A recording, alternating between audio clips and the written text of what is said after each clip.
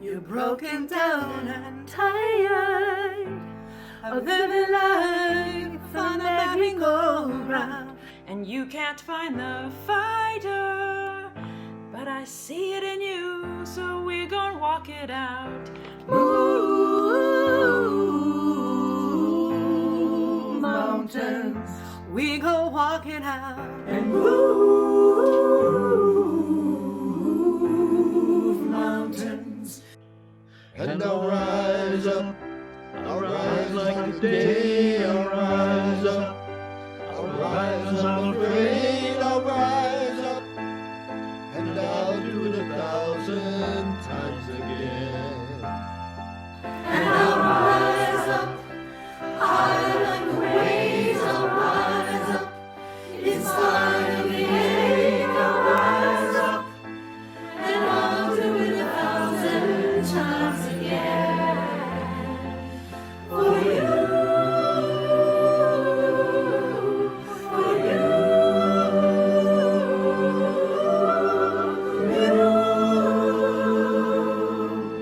for you. When the silence isn't quiet, and it feels like it's getting hard to breathe, And I know you feel like dying, but I promise we'll take the world to its feet.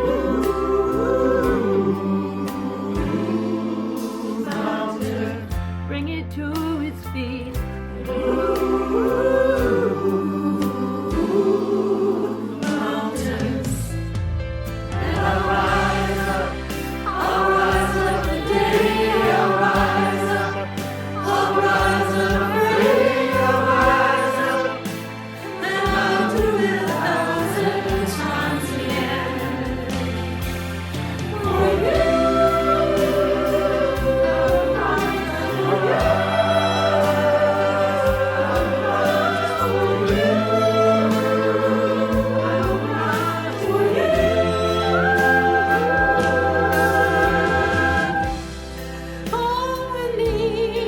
All we need is hope, and for that we have each other, and for that we have each other. And we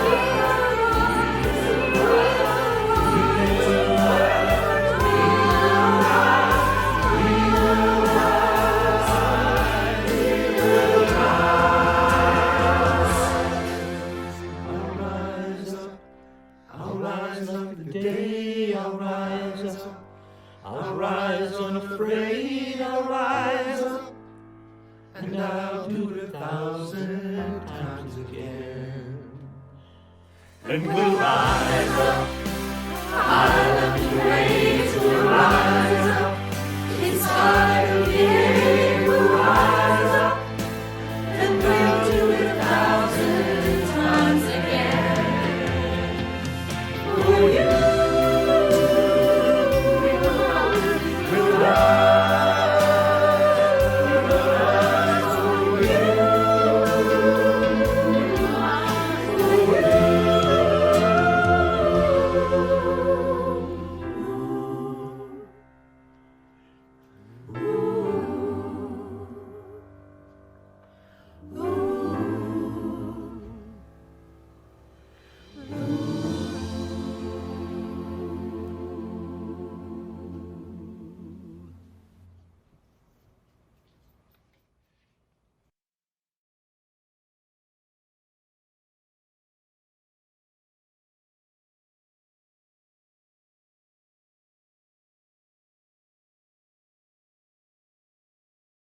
Oh, wasn't that beautiful? You know, I didn't think we could have a convention choir. And Lori Turley said, yes, we can. We will rise up and sing. She worked overtime to put this special song together for us, as did the performers. It gives us strength, hope, and resilience as this pandemic hangs on in our world. The theme we selected for Convention 2021 back in February was navigating the rapids in the stream of Providence. Today, I feel like our theme should be, I'll rise up. That's what our ministries have done, and we will see that in just a bit. Thank you, Lori, singers, and all Swedenborgians serving in this world to make a better tomorrow and show how God has helped us navigate the rapids as we look back on this year and see divine providence at work in our lives and our ministries. Welcome to everyone joining us for virtual convention. Earlier today, I officially opened convention with the traditional opening of the Bible. Secretary Karen Conger read the articles from our Constitution and bylaws, and we had reports from officers, outreach ministries, standing committees, and ad hoc committees. These were all recorded if you missed them, and they'll be available on our website for the Swedenborgian Church of North America. Special welcome to our virtual voting delegates, and thank you for your willingness to learn the process and to participate and vote. Special thanks to the Standing Committee for Virtual Voting and the Chair, Jennifer Lindsay. Bill and Betsy Kaufman will serve as our tellers. The Credentials Committee is Barb Hawley, Karen Conger, and Brittany Bryce. Our parliamentarian is Stan Conger. A lot of extra work has gone into this virtual convention so that this year we can have business meetings with secure voting, prayers that it all works as planned, and patience if we have a few snags. One thing we have learned from this work is that we can have better representation from around the U.S. and Canada with virtual voting delegates. Brittany has done a fantastic job working with association secretaries and others to get the workload out ahead of time.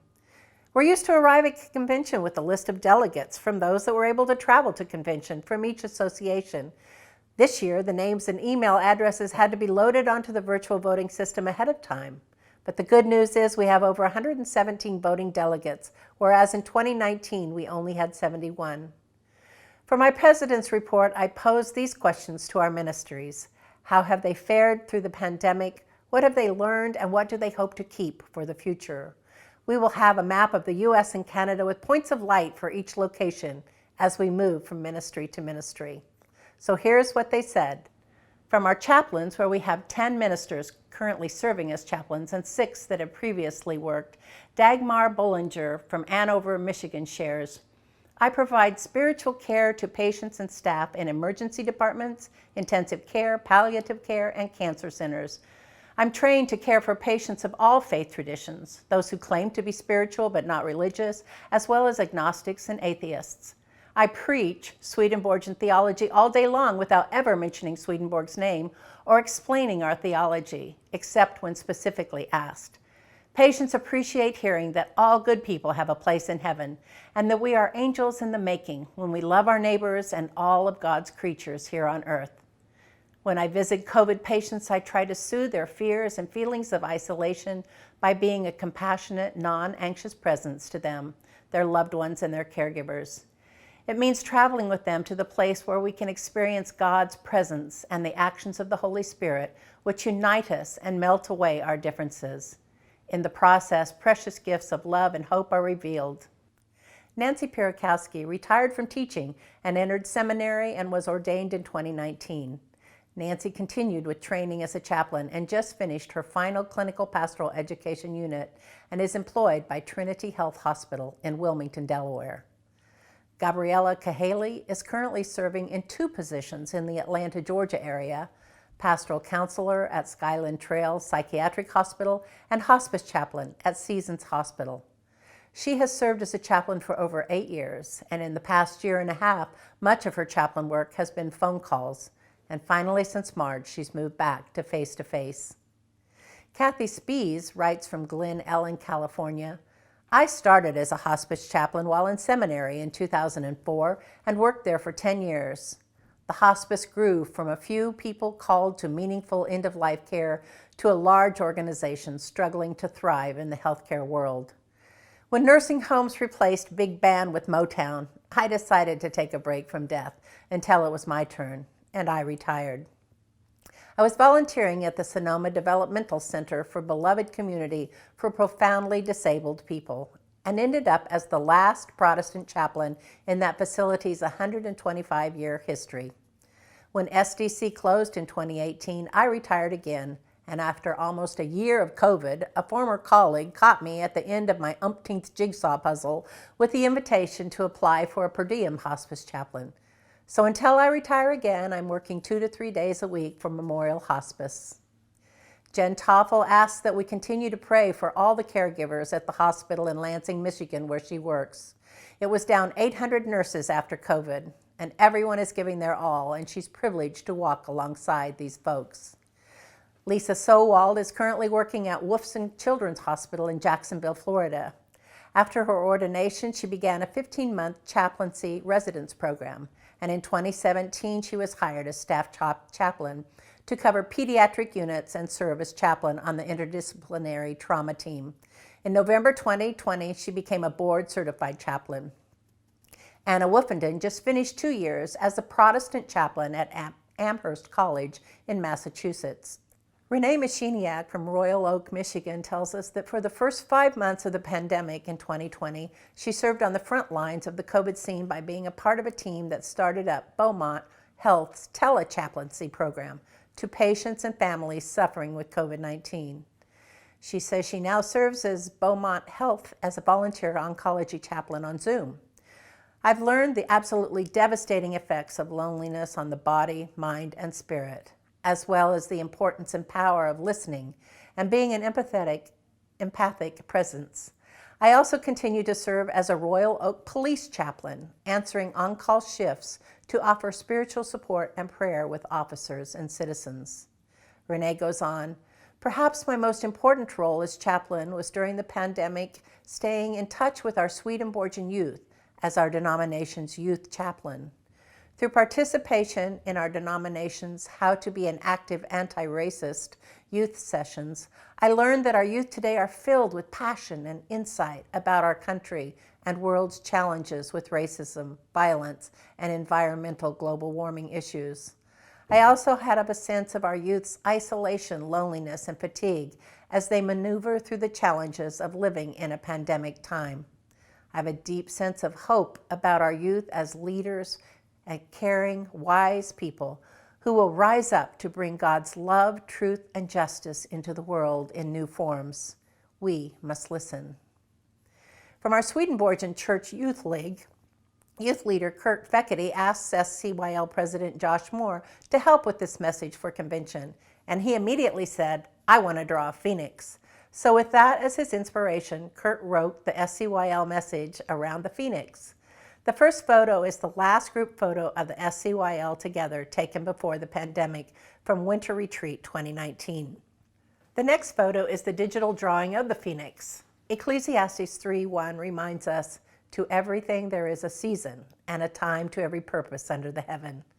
Like a seed, the SCYL is using this time of relative dormancy to learn new and creative ways to connect, reevaluate our potential as an organization, and rekindle the spiritual fire within.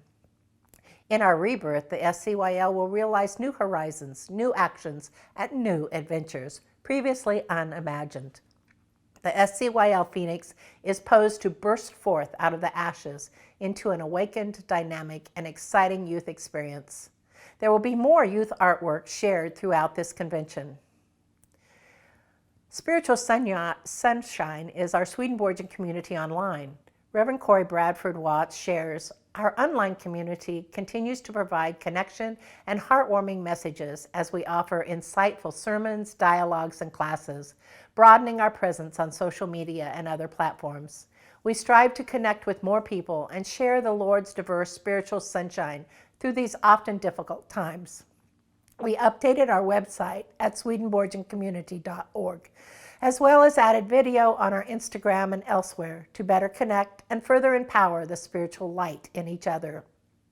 Through discussions with our central committee and feedback from the larger denomination, we changed our name to Spiritual Sunshine, a Swedenborgian community online, to better express our hope to uplift the God and others by sharing of heartwarming and enlightening spiritual ideas and truths, inspired largely by the spiritual teachings of Emanuel Swedenborg. Indeed, the idea of the spiritual sun and how God forms and flows into all people to share spiritual light and warmth and empower all of us is a key component of Swedenborg's understanding of the Lord and the spiritual realm within us. May all of our ministries offer spiritual sunshine to their members and all searching for truth and understanding. Now we'll start our virtual journey from Southern California to the tip of Maine, visiting churches and camps throughout the U.S. and Canada. The Agapao Church in Santa Ana, California is our newest ministry. It's led by licensed pastor candidate Jay Chung. She writes, "I had no idea that we would ever not be able to go to church. It is truly appreciated that we were free to go to church and worship in our community. But now for one full year, we can't go to church because of COVID-19. This felt like persecution came to the church. It's very scary, and the things that are happening now worry me. People's minds have also changed. They're not able to be with family and friends, but the result is that there's less love and less kindness to each other. Our group has been meeting with Zoom, and sometimes I personally visited and met one-on-one outside with elderly people. There were families who were economically affected due to the pandemic, so our church financially supported them. And for myself as a solution, I created a YouTube channel to connect with people. I called it Agapao Community. It is in Korean.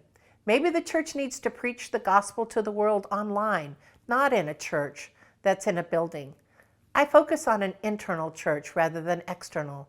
I have learned that the church is not a place, it is a state of mind." The Garden Church in San Pedro, California, just celebrated their 6th year.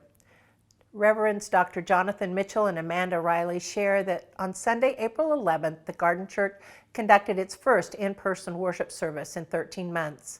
It was a shortened service, everyone masked, distanced, and we are moving step by cautious step towards our full Sunday program of working together, worshiping together, and eating together in the garden. We have expanded our plantings at 2 locations, increasing the amount of food we grow to sell and give away. We have provided meals for our impoverished and food insecure neighbors every week without fail, maintaining and deepening relationships with those in our community who could not join us online. We continue to advocate around issues of social, racial, and economic justice with special attention to the needs of the food and housing insecure. Wayfarers Chapel in Rancho Palos Verdes, California. Here at the chapel, we have struggled to maintain our identity as the Wayfarers Chapel without the physical presence of wayfarers here on the grounds. However, with the blessing of the Southern California sunshine, we have been able to adapt to holding sacraments outdoors. We have worked hard to keep up the grounds and hope to reopen in June. With all that is happening in our world, the celebration of memorials and baptisms have taken on an even greater level of significance. We are very grateful to have been able to support people in such a meaningful way throughout the pandemic. Having made it through the many hardships of this past year, we hope that we will be able to raise the funds needed for the restoration project so that we'll be able to keep our doors and grounds open to wayfarers for years to come.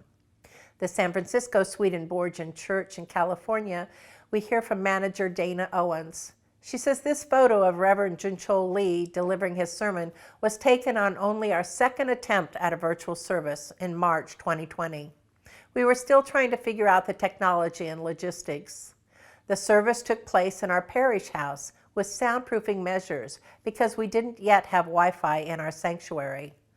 Although we are still streaming virtual services over a year later, we've come a long way since then.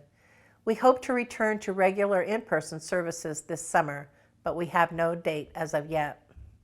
Meanwhile, we're happy to offer these services every week and proud of what our staff and congregation has accomplished during this very challenging year. The Hillside Community Church in El Cerrito, California, Reverend Tom Muller writes, "Despite the pandemic, our spiritual community has continued to be strong and growing, and participation has been high. Pastor Tassie Farwell and I have been holding all of our services and small groups online without a significant drop in attendance and participation. We post a weekly Sunday contemplative meditation service on Facebook and YouTube, followed by a virtual coffee hour via Skype, which is also where we hold all of our small groups.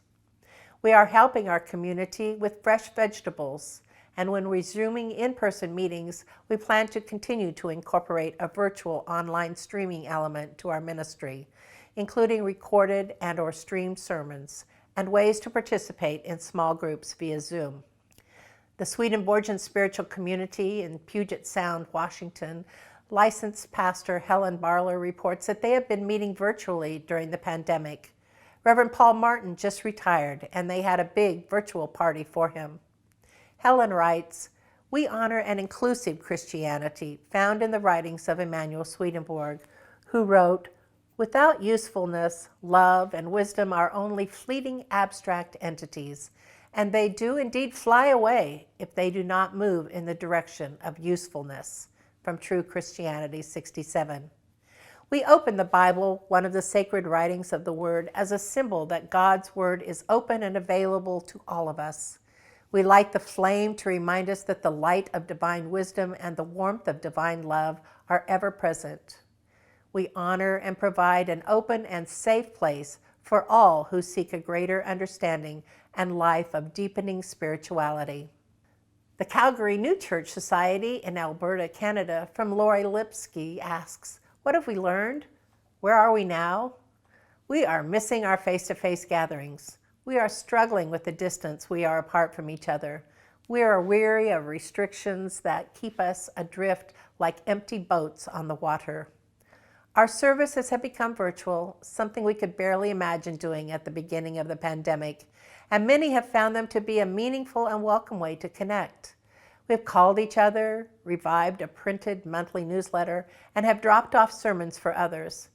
Some have found that online services are just one more piece in the virtual overload, not fulfilling enough to just hear voices over a device, and not affording the opportunity to have a spiritual, personal experience by interacting with live humans and feeling their divinely gifted energy.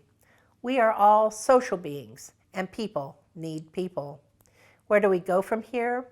This is a picture of the Easter sunrise and all the hope that the Lord provides for us.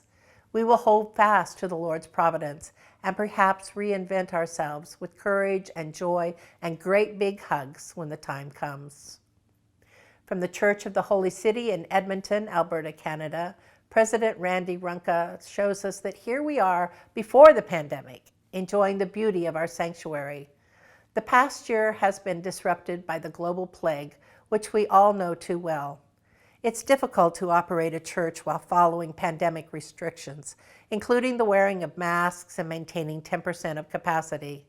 Thankfully, we have worked to deal with Pastor Dave to enable the church to remain open by giving him the fourth Sunday off. The other congregation that uses the sanctuary and the AA and NA groups are using the facility in a reduced capacity and contributing according to their ability. We also were able to complete some much-needed repairs in the janitor room, furnaces, and adjustments and weather stripping on the front doors to eliminate the drift and frigid weather. We had a few small weddings during the pandemic, and now we are receiving numerous requests for weddings to be confirmed upon the lifting of COVID restrictions. We believe this is a good sign. And now we join Paul Haven Camp in Alberta, Canada, with Ardith and Leah Francis. Paul Haven is such a special place, and we have not been able to gather as usual. It's hard for the kids that used to travel from across Western Canada to attend camp. For some, it was their only touch of church each year. Here we are after our famous ball game, when all play and all win. We sigh and remember, this too shall pass, and once again, we will gather together with our family and friends and celebrate this special place and our Lord. I'm not sure about 2021. It depends on the Alberta government. We have to follow the rules and protocol. I've had my first shot, but won't be eligible for my second shot until July. We have very high numbers in Alberta at the moment, so it's probably not likely to have camp this year. Here's my daughter Leah, a Paul Haven leader, building the campfire and wishing campers could be here. The New Church of the Southwest Desert in Silver City, New Mexico. Reverend Carla remembers, this past year during the pandemic, serving each other in the community became even more important with our Gopher program. We delivered groceries and picked up people from the hospital, and we never had the luxury of staying home while observing all the safety protocols. People still needed medicine, water, food, pastoral care during the pandemic. We didn't want to lose anyone due to depression, isolation, or inattention to medical needs. We kept close contact. Our prayer life grew. One person remarked, "I never believed in prayer until I met this church, and now I've seen miracles happen." One miracle is the purchase of our building, thanks to a loan from Convention's Building Fund. We had a couple offer to play music outside to brighten up the city, salsa and steel drums. What a wonderful and happy sounding contribution it was. The church has grown during COVID. We confirmed 5 people with more on the way. We baptized 2 individuals and added 2 capable people to our board, and 6 to 8 are taking Sunday afternoon classes, depending on commitments. We're excited about what we can each contribute, not only to survive, but to flourish. The New Jerusalem Church in Pretty Prairie, Kansas, President Joyce Barker reports, "As the members of our church began to emerge from the year of pandemic by getting our vaccines, we took some time to reflect on what we had learned and how our church has changed during this past year. One realization is how important the support and friendships in our church are to each of us. Even though we were not able to be together physically, our connections made possible with Zoom, texting, emails, and phone calls were critically important to our well-being and during times of loss and sadness. Our dear minister, Reverend Eric Zacharias, died in April at age 101. We were able to celebrate his life at the church, and that was important to him and us. We've shared some crafts, like braiding sweetgrass, and our connections with other Swedenborgians across the country have been fun with Zoom. We enjoyed Convention 2020 on Zoom. The classes offered from the Center for Swedenborgian Studies and Swedenborgians in Action Against Racism, being able to attend church services in Swedenborgian churches across the country. We thankfully resume our in-person Sunday school and church at the building on Sundays, and we've decided to retain our additional midweek Zoom meetings as a much-enjoyed lifeline to each other. We've helped others with donations to the Pretty Prairie Food Bank, the COVID Relief Fund, families in need at Christmas, and paying utility bills for those out of work. We also try to improve ourselves by studying the book, God Help Me, These People Are Driving Me Nuts, to develop communication skills for those with differing opinions. The Church of the New Jerusalem in Pawnee Rock, Kansas, Carl Helm reports, "Our church has held together during the pandemic and kept the lights on. In our part of Kansas, we have returned to a modified normal. The school systems in our area have been in person every day of this school year, and we've had regular student activities within all the CDC guidelines." Pawnee Rock returned to in-person church services last September. We have 42% of Kansans vaccinated so far, and that continues to climb. We are having our Kansas Association meeting in person this summer and are working with area churches on plans for next year's Easter pageant on the Rock. The Church of the Open Word in St. Louis, Missouri, Pastor Paul Deming published his photo with wife Susie getting their COVID shots in the church bulletin to encourage all of the congregation to be proactive about getting vaccinated. They enjoyed their first in-person service for Easter with an Easter egg hunt. Their goal is to continue services on Zoom and pledging to do an in-person service on the first Sunday of each month until everyone is vaccinated and the positivity rate stays below 5%. They had a beautiful wedding at the Garden Chapel, a lovely couple and a lovely day. Susie is their wedding coordinator. Paul reports, "I am glad that even when Susie and I both had COVID in December of 2020, we continued to host the Zoom services every Sunday morning. One silver lining from the pandemic is the decision to always keep an online presence during our continuing worship services in the coming months and years." I'm also including a picture of our visit to Marty Mason's nursing facility on her birthday last year. This was an effort to lift her spirits when the senior living center was in lockdown. Now we are free to visit her in the home. The Virginia Street Church in St. Paul, Minnesota, from Melissa Chappell, their president, says that they're responding to the warmth of the promise of spring. While still under the shadow of COVID, we continue to meet on Zoom, but our hearts continue to feel burdened by the specter of racial injustice and police brutality all around us. We continue to pray for our people and our city, even as shops are still boarded up and the National Guard troops patrol our capital within blocks of our church.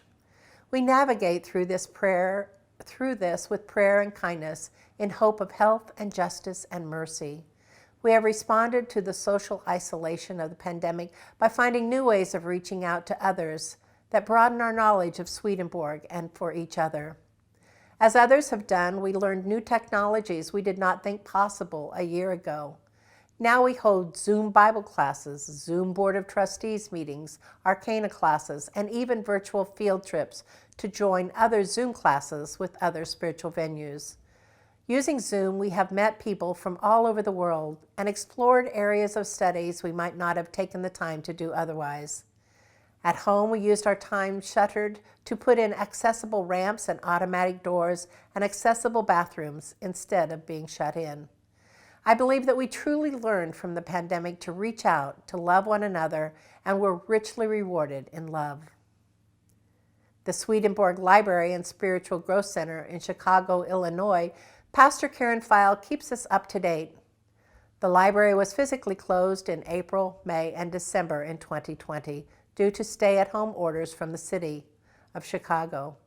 Otherwise, the library is open on Wednesdays and Fridays for the few visitors brave enough to venture on buses or trains to downtown Chicago.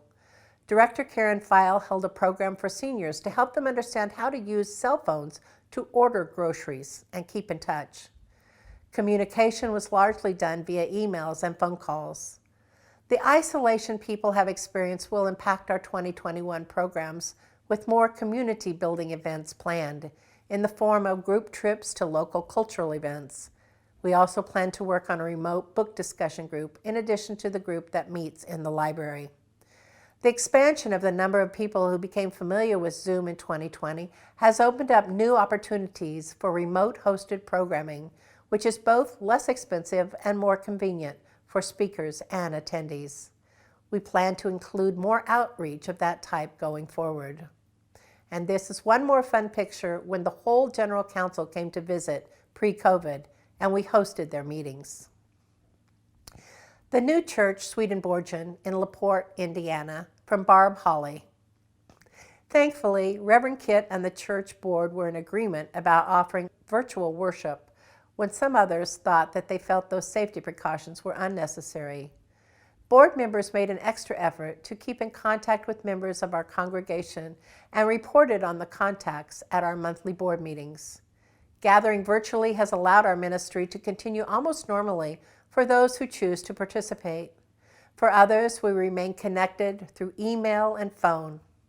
Gratefully, we had an outdoor picnic worship service last summer and returned to in-person worship in the sanctuary for Easter, masked and distanced.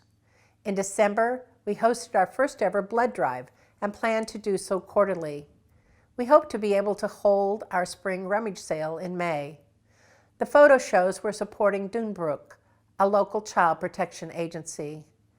We are more appreciative and thankful for our time together and less assuming the status quo will remain, having learned how precious our church family is and how unpredictable the virus spread is. As we come back together in the church, we'll continue virtual worship for those who cannot be present with us. Resuming normal church life and church work made us aware that we need to let go of the habit of a few people just doing all the work. We're asking more people to get involved in building and ministry care, making for a healthy, happier congregation. The Royal Oak Church of the Holy City in Royal Oak, Michigan, Reverend Renee Machiniak shares, "Our church has been creative in our approach throughout this past year to remain connected and encouraged through the pandemic. We offered Sunday worship and Wednesday meditations on Zoom throughout the year and met in person on Sunday afternoons in our cars in the parking lot of the Women's Club for fellowship and homemade soup bag lunches. We call this new church program, Love Always Finds a Way." During the Thanksgiving season, we distributed blessing baskets for local church friends and members, which included homemade goods, a Swedenborgian book for winter reading, inspirational quotes in a jar, and a Thanksgiving card with the reminder that our church kept all in loving thought and prayer. The challenges of the pandemic brought us a tremendous gift. We have reconnected and will remain connected with our isolated members and friends with the use of Zoom. We've enjoyed even a higher participation in worship and in church programming than we did before the pandemic. We plan on continuing with Zoom as we meet in person, as well as for services and outreach programs. This is a picture of me welcoming our church members and our friends on Easter morning 2021 in the backyard of our home. We enjoyed 45 attendees, 17 in person and the rest on Zoom, and we confirmed a new member that day. The Almont New Church Assembly in Almont, Michigan, from Craig Carson, camp president, says, as we prepare for another year of holding camp virtually, we are continually reminded of how much we all miss the peace and serenity of our country retreat and the physical connection with our camp friends and far-off family members that we experience each year. However, the true spirit of our camp lives with us in our hearts and manifests itself whenever we connect with each other and choose to act with love, care, and respect for everyone we encounter. This sense of camp is perfectly expressed each year as we welcome new initiates and they join past survivors in singing, "Friends are friends forever if the Lord is the Lord of them."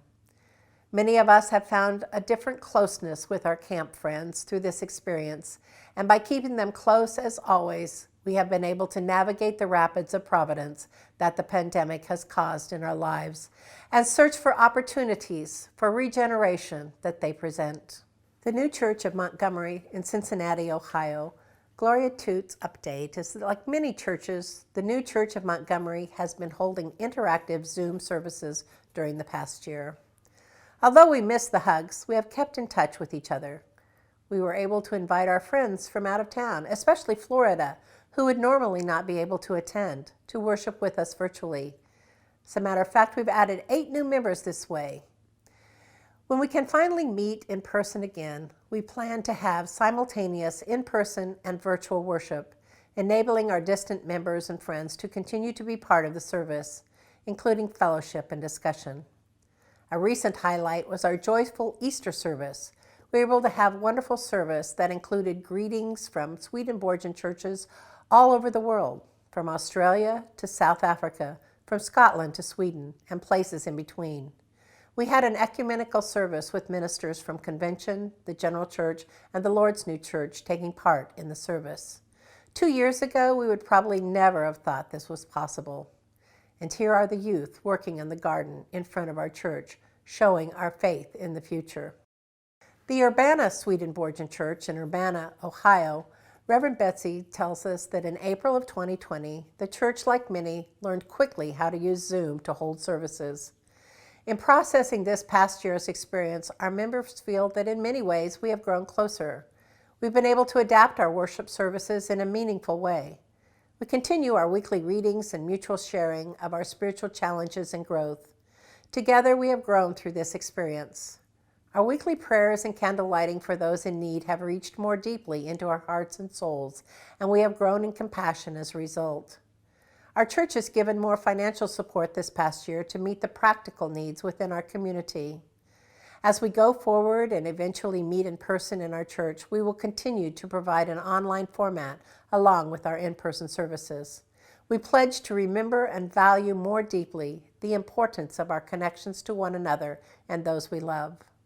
Our picture is one of us holding out our hands to each other in deep connection. We are blessed.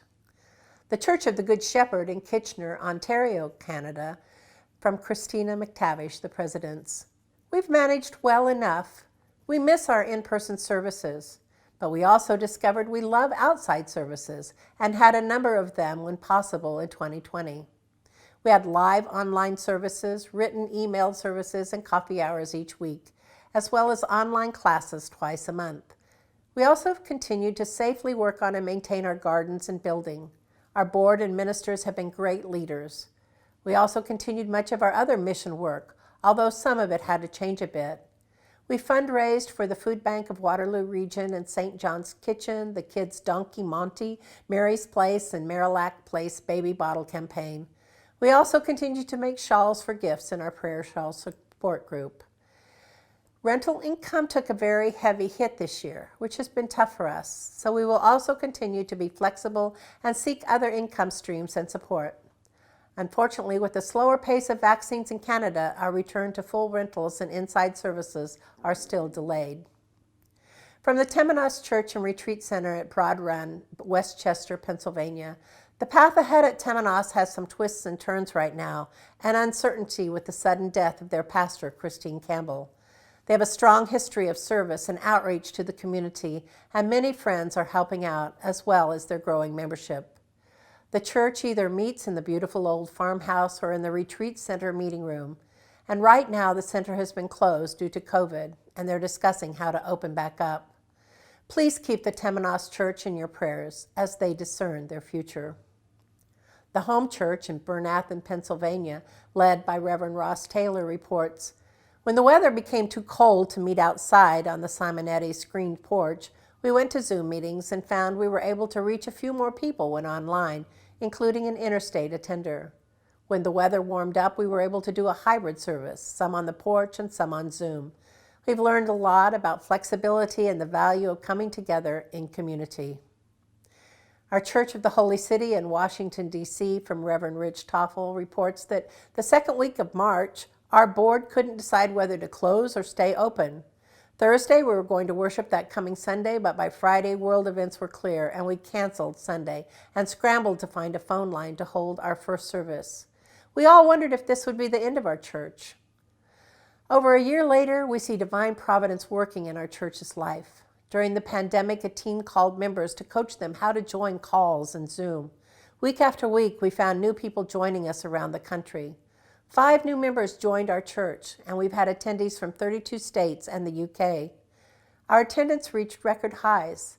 Now we are planning on how to create a hybrid for our at-home church and global community. Oddly enough, the pandemic forced us to do what we've always talked about, and our church has grown. We used our absence to do the much-needed building repairs that couldn't be done before. We haven't forgotten the lost loneliness and missed events for the young, but we do see the blessing that happened, and we intend to keep the growth momentum going. The Church of the Holy City in Wilmington, Delaware, we hear from Millie Lacco. Worship continued first as pre-recorded services on YouTube and meetings became Zoom events. We held 4 in-person services in September and October, observing CDC guidelines. Beginning in early November, we began having Zoom worship and coffee hour gatherings. Our Christmas Eve candlelight service was almost as well attended as a typical Christmas Eve, and that's saying a lot. One huge benefit of using Zoom has been the inclusion of distant members, friends, and relatives in 9 states and Australia. Members and our Pastor Sullivan continue to keep track of each other with a variety of venues and even some in-person masked, distanced outdoor visits. One of the things we did was to bring people in that needed to play the piano in our parish hall or spend quiet time in the now empty sanctuary. Our Zoom worship services have included a lot of extra people, and several members keep tabs on the building and grounds. We continue monthly outreach by providing a noontime meal for Emmanuel Dining Room and a food drive for St. Stephen's Food Pantry. Last summer, members participated in a Zoom book study with other churches in the area, studying the book, I'm Still Here, Black Dignity in a White World. Thanks to financial aid from Convention, we're updating and installing internet service in our sanctuary so that we can stay connected with friends and stream our worship services. While it's been painful to take a break from in-person worshiping together, we have again been reminded that the church is not a building. As one member stated it, the success of a church is not measured by the number physically sitting in the pews on a given Sunday. In likelihood, we will sing, We Are the Church at our first service. The Korean New Church in New York, Reverend Young Min Kim reports, it has been the most difficult time of our lives. When we heard that Convention suggested to read the Psalms during the pandemic, our congregation started to read from Psalms to Proverbs immediately and communicated with each member for each one's safety every day by Cat Talk app. Using Zoom was a new adventure for most of us, but we appreciated the technology soon and realized the importance and thankfulness of our church meetings by Zoom. The Korean New Church had worship service every Sunday and continued the church outreach program, Taekwondo leadership program, twice a week. This is a photo of New Year's Day 2021. We thank the Lord who keeps us going forward. Keep looking for the high and the courage and let go of the fear and hopelessness. Always choose love, not fear. The New York Swedenborgian Church in New York, New York, Reverend Young Min Kim reminds us that every cloud has a silver lining. The New York Society has worked very hard to keep the doors of the iconic New York New Church open without a minister for many years. They've tried different ways to bring people into the church and have finally decided it's time to sell this remarkable building and dissolve the society. Good is coming out of the sale. The Korean New Church, a mission of the Swedenborgian Church of North America, will receive funding to secure their future. The New York Legacy Fund will be established to find good uses for the proceeds of the sale. A board of New York members and convention members will work together to offer grants each year to help other Swedenborgian groups serve the world. Our thanks to Reverend Rich Toffel, Reverend Kathy Spees, Karen Conger, and Barb Hawley, working with the members of the church to envision a new way out of a difficult situation. The New Jerusalem Church in Bridgewater, Massachusetts, tells us that they have learned from the pandemic how important in-person community is. We will always seek to greet our Facebook friends. We will hug long and often as soon as it feels safe to do so. We have learned the sacredness of family, and we have learned to have patience when things take time to evolve. From Elmwood New Church in Elmwood, Massachusetts, Reverend Donna Keene shares, "We have managed and coped reasonably well during this pandemic. We are a resilient group and deal with uncertainty and change. We closed the church during the spring of last year and had parking lot services behind the church with Dave Horton providing guitar music for us to sing along. We averaged 12 to 18 attendees through the hot summer and into the fall. And then it became too cold to continue, and the East Bridgewater television channel offered to come and video our service on Thursdays to be broadcast on Sundays. It's worked well. We have learned that the church is important to us, and we're anxious to get back into the sanctuary as we all get vaccinated and feel more comfortable inside. We would like to keep the televised services for those parishioners who cannot come to church. We plan to use the church for more outreach into the community as we open in the fall, offering rental of the hall for small gatherings. We increased our monetary contribution to the local food bank and continue to help those in town with needed food. Our church has learned our mission is to reach out to those who are in need and to invite them into the banquet the Lord has provided in His house of both physical, emotional, and spiritual support on our journey to the holy city, New Jerusalem. The Church of the Open Word in Newtonville, Massachusetts, Reverend F. Bob Toffel said, "What I'd like to share is that the Newtonville New Church Society, Church of the Open Word, has been meeting in person since the governor of Massachusetts gave us the go-ahead for up to 10 persons to meet last October. On Easter Sunday, we celebrated the sacrament of Holy Communion under the leadership and assistance of Reverend Gladys Wheaton and her son Howard. The scripture readings and reflection were led by myself using the revised weekly Sunday morning forum.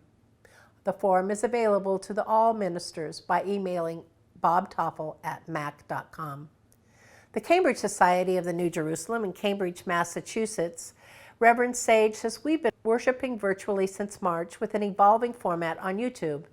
New friends that started with us at the end of 2019 have stayed faithfully to our weekly services, and somehow we've been blessed by increased giving through the pandemic. Our virtual format has been a particular blessing for some of our friends that have moved away, and it's been wonderful to be connected to them through this difficult year. We completed our labyrinth during the summer of 2020, which continues to offer its ministry while our chapel doors have been closed." The Freiburg New Church in Freiburg, Maine, Lee Dyer wrote, "Our church is alive and growing, our church community. Throughout the pandemic, we have responded to ways of connecting, moving us out of our comfort zone to meet our congregation's needs. We have held our small country church nature by holding weekly intimate Zoom services, allowing each participant to see, connect, chat, and our souls to unite, allowing us to be in a state of calm during this distressing time. Throughout the year, we have learned what our community requires and stepped forward to be better disciples of our message of love and unity. We started with virtual Sunday school classes, but understood that our children were zoomed out. We shifted to provide do-at-home Sunday school packets. We created an old-fashioned Red Robin telephone connection with those who cannot meet in a virtual world. Our online presence has expanded, and so has our community. As we start to move forward with opening our doors to keep our congregations safe, we are stepping into a new way of serving. We will be opening our front doors, and we will be opening our virtual doors, allowing our church and community to grow. The Freiburg New Church Assembly in Freiburg, Maine, Trevor Wolfenden's update. In May 2020, the Board of Directors decided to cancel in-person camp and immediately set up an online programming committee to put together the best virtual FNCA program they could. With a tremendous amount of work, some very dedicated people, we succeeded beyond our wildest dreams. The first 9 days of August virtual camp offered us as much of our traditional programming as possible. We shared virtual outing day with various members, giving tours of local sites and slideshows. We had our annual meeting and all the normal activities of camp, including virtual camp church together at the Freiburg New Church. Although it definitely wasn't the same as in-person camp, it has widened our possibilities for outreach and our thoughts for the future. We were delighted to draw in many new people and lecturers who otherwise would never have been able to attend the assembly. So we are now in the process of applying for technology grants to upgrade our tech infrastructure so that all our distance friends will be able to be with us again in the future. The Portland New Church in Portland, Maine, Pastor Lorraine Kardash reports, "We've learned that we were held together by a force stronger than mere physical presence and have realized a deeper connection. We feel committed to going forward and are planning our first in-person service in over a year, which will be held outside under our new gazebo. We'd send a picture, but it's not completed yet. This picture is one of the 30 by 30 mandalas we will put up around the higher wall in the sanctuary. We are moving ahead with hope and confidence that coming together lightens everyone's burdens." The Bath Church of the New Jerusalem in Bath, Maine. This beautiful church is the last on our journey across the U.S. and Canada. They had a gracious donor pay to install cameras and connections so that they can stream their service at the same time they offer in-person services. They have gained new members outside of the state that enjoy the services and want to continue to participate. Thank you all for watching this journey across the U.S. and Canada. It will be archived and available on our website. Now we will join in our opening worship service provided by the Bridgewater Church. Blessings and care. Amen.